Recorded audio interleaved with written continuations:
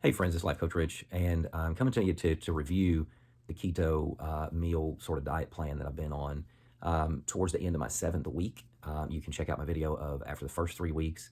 Um, yeah, that was different. Just adjusting to everything. I was been keeping my carbs under 50 carbs, and then prioritizing protein and fats.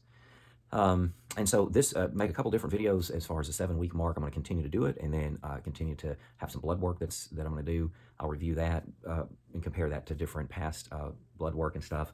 So this particular video is going to be the pros. Okay, I'll do a different one as far as the cons, but the pros. Let me talk about the pros of doing a keto meal plan.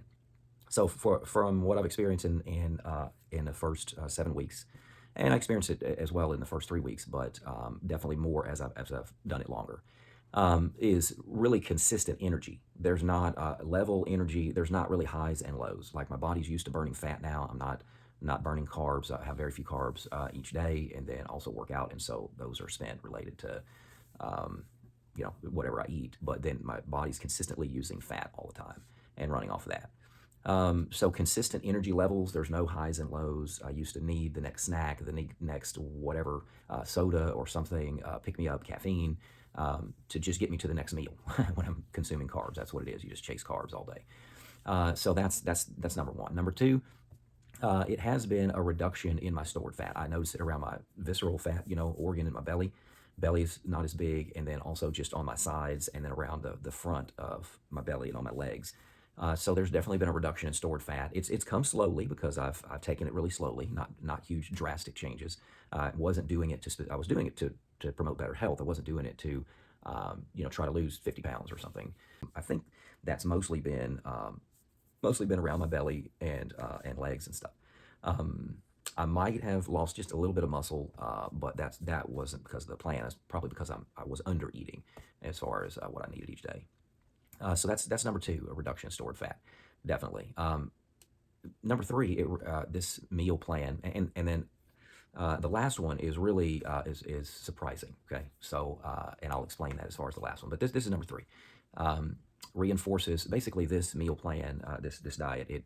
It reinforces better health habits for me. I used to live off of cereals and breads and waffles and syrup, and then seed oils, salad dressings, donuts. Sometimes we have donuts here or at work. Lots of added sugars, ultra processed foods, added sugars, and then all of that stuff. I'm cutting that extra stuff out. Pastas, all of those carbs. Then it helps me choose better as far as better health choices to give my body better energy and build it better. So it just further reinforces when I make better dietary decisions and what I'm eating, then it reinforces better health habits. Number four, it keeps my glucose, this meal plan, it keeps my glucose and insulin low because protein and fats are going to have a lot less spike on my insulin than carbs. Carb, it's a real spike when you're eating a whole lot of carbs and ultra processed foods that have a lot of added sugar in them. Then you're constantly overeating, and it leads you to eat more, and then you constantly have high glucose. So with my glucose and insulin low, then that lowers the chronic inflammation in my body. That basically reduces oxidative stress on my body, and I've felt the difference. It's been great. My joints don't hurt all the time now, and I'm able to lift and do stuff in the gym and feel strong, have plenty of energy. So that's it. That's number four. Number five. Let's see, five. It helps me take active control of my health instead of just fitting into the system around me. The system around me is a complete carb-driven, sugar-driven world. So I want to take active control of my health, and I've done that in the last few years, and I've seen the progression, and I'll show you that in the progression of my blood, the information as far as my biomarkers, things that are measured, and you can see the difference in how my body is responding, and it's showing, these markers are showing a lot better numbers, and that's in response to what I've done related to my food intake and my diet and habits. I look at labels. That's part of taking active control of my health. I look at labels all the time now to see what's added into them. See where are those seed oils hiding? Well, man, look at this, seed oils or added sugar or corn syrup or high fructose corn syrup, all of that kind of stuff. I'm taking active control of my health and looking at food labels. The food companies, just remember, the food companies want to make money off of you. Their goal is not for your health. Their goal is not to make you healthy. They want to make money. And so if they can get you to eat and eat and eat these carbs, they make more and more money because you constantly have to buy more and more. When you're prioritizing protein and fat, you're more satiated. It's a lot better, and that leads into my last one, number six. The last and best one of all of them, except for number one. I really like the very consistent energy. I think number one, the really consistent energy, no real highs and lows from sugar crashes and sugar spikes, is that number six. These are the two most important to me. Is that I'm not thinking about food all the time.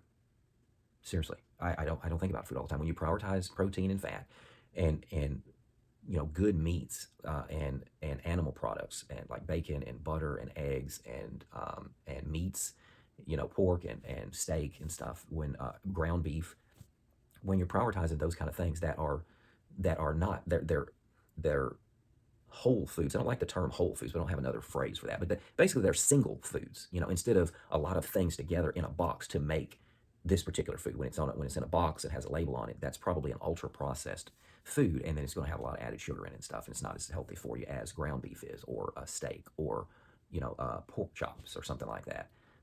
Or a rotisserie chicken that the good thighs and legs and fats and stuff. So anyway, I'm not. It's crazy. I'm not thinking about food all the time because I can easily go 2, 3, 4 hours, and I'm not constantly needing another thing of chips, or another some more crackers, or a little snack bar, or a granola bar, or you eat in the morning, and then I have to have I used to eat in the morning cereal or waffles or something. That's like at 7:30, and then by 9 to 10, I need some more crackers, or I need a granola bar or something just to get me a lunch at 11:30 or noon, and then eat a carb heavy lunch, and then in the afternoon I start crashing from the carb spike, and so I'm going to need some caffeine, and pick me up of some soda, or usually that was Diet Mountain Dew. With my favorite snack was Diet Mountain Dew with peanut M&Ms, and then so that was sort of 2 o'clock, and then 2 or 3 o'clock, and then I get home, I eat 5 or 6 o'clock, and then before I go to bed, then I probably have some toast with peanut butter on it, maybe a little honey on it, or I'd eat some cereal before I go to bed. So it's just constant carb after carb after carb after carb, and we're over consuming as far as the amount of energy that we need in our bodies. And so I'm not thinking about food all the time. It's been great.